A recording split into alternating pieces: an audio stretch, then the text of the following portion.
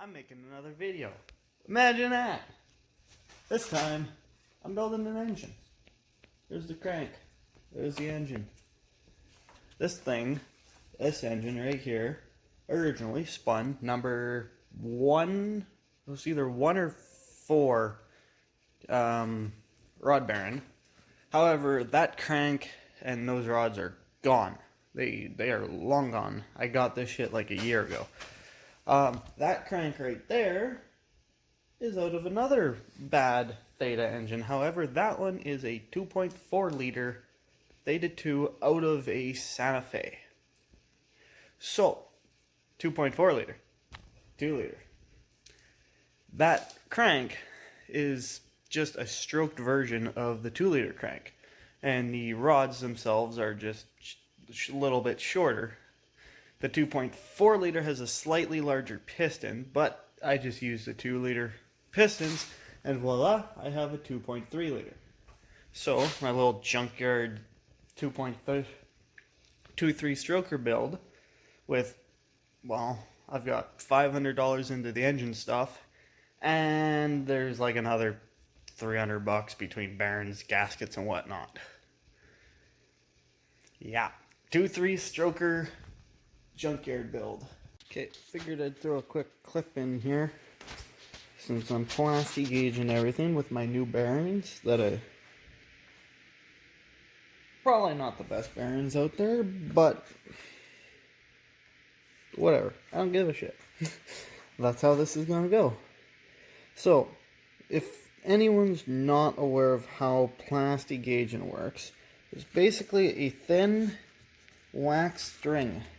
You put a small segment across the bearing surface, and then you install the bearing cap, torque it down to spec, and then when you take it off, you check the thickness compared to the compared to the chart on the actual pack for the plastic gauge.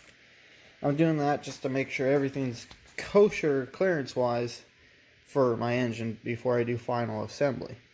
Now, Hyundai actually has like codes on every single part that says what they are at and when they made it.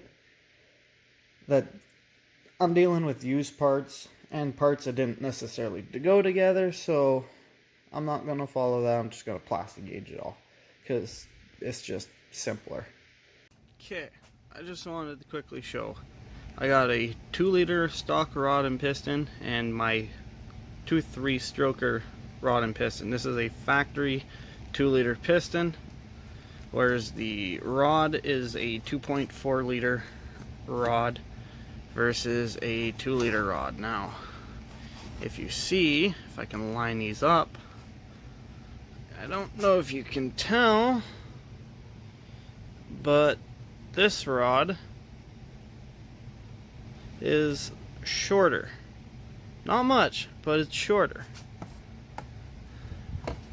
That is important. So, just kind of finished getting the short block put together. Everything's in.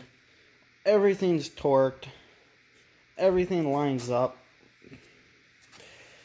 I checked all the clearances, plastic gauge. Mind you, it was kind of old plastic gauge, so this could have to do with my result. But I ended up at like maximum clearance for everything. Like everything is absolute maximum clearance as per factory specs. So it's probably gonna have to run a little bit thicker oil in it when I do run this engine. So it's whatever. I'm pretty much building this thing out of an experiment anyways. So I'm thinking I'll run this. I'll run the BK2 turbo from over there. I have an engine tucked away back there.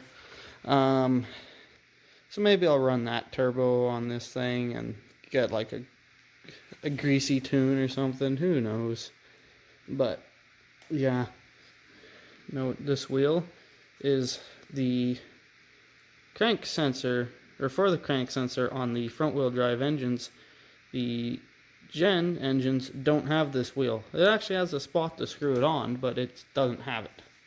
I just left it on there because the crank was balanced with it on there, so I just figured it ought to stay. Figured I'd make another quick clip showing a couple things. I got the upper pan on here. I got all that shit washed out. I got the oil pump on there, which is actually the oil pump out of the rod knock motor. So I took that apart to clean all of the metal shavings out of it. And I still don't know if it's perfect. I took the oil relief valve out and everything. So it should be good. Like, it's this motor. It's a whatever motor. But interesting thing that many people probably don't realize is that oil pump has no gaskets. Not a single gasket. Not even bolted to the upper pan. Nothing. There's no gaskets. It's all just machine finish, tight machine finish. Like, it seals just because it's perfect. I just thought that was cool.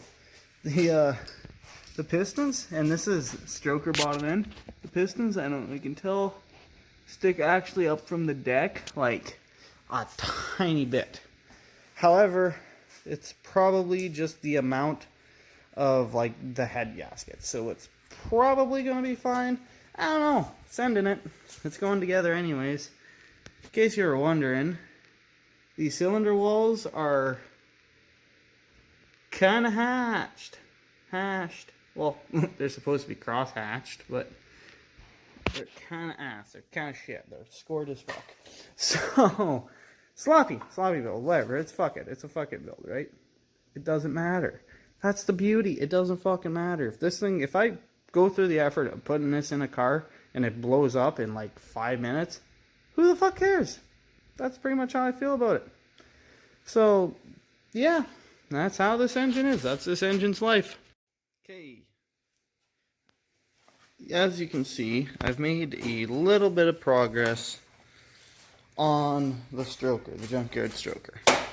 However, I've run into a little bit of an issue and I've got to make a decision on it. I timed it just to test if the valve stuff would all clear right, as the piston is now just barely hitting the head. Like, I mean, it is close enough where I can actually hit it hard. And if I brace it, I can actually force past it. But unfortunately, I'm gonna have to pull that back apart and try and clearance either the piston or the head, depending. Just a quick clip with my 3% battery. Guess what? The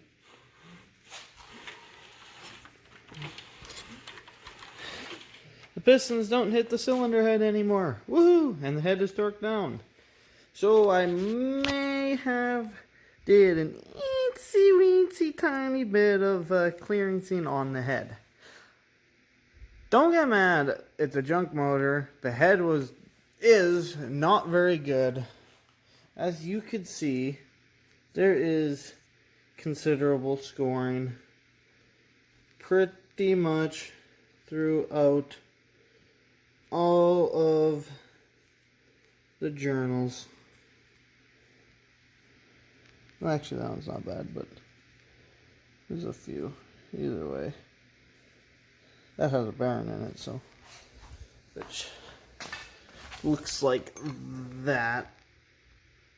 So it's not like it's a good head. Besides, where I live, Genesis parts, you can hardly give the fucking things away. Like, seriously, there's a pile right there. I'm asking like peanuts for it. I can't even sell that set of modified BK1 taillights for $40. Can't do it. Not happening. Like, and that's Canadian. Those are all the mechanical buckets for the lifters. But yeah, you can't get rid of shit. And I got like most of a gen lying around in here. Just want to make one last clip here. I got the motor together as far as I'm taking it for now. Like, it has none of the pulley stuff on it. It's got no rear main in it at the moment because it's still on the stand. And my engine stand is at my buddy's house from a special project we got going on. So we'll see that. It's mostly filmed.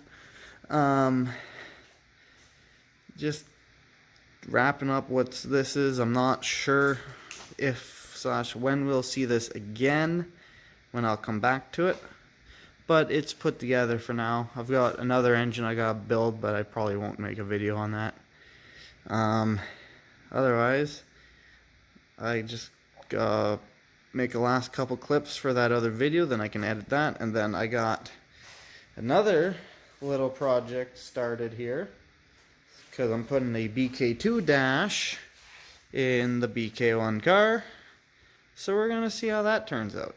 It's gonna be a little bit of an adventure, because I'm making a custom trim plate, but we'll see. Just, if you want to keep following, see how that project goes, see what my special project is that we've got going on, just hit that button. You know, I hate to do that. I've got like 2 videos. Well, this will be number 2 video, but I got stuff going on. So if you want to see it, that's how. I mean, I guess you could fucking search me out every time you want to see, but that's up to you. Calling it here. This is the end of this. 2.3 stroker motor. It's back there. Have yourselves a good night and do what you're doing. Or maybe it's morning. If it's morning, have a good day. If it's afternoon, have a good rest of the day. Hope the beginning was good. For now, peace.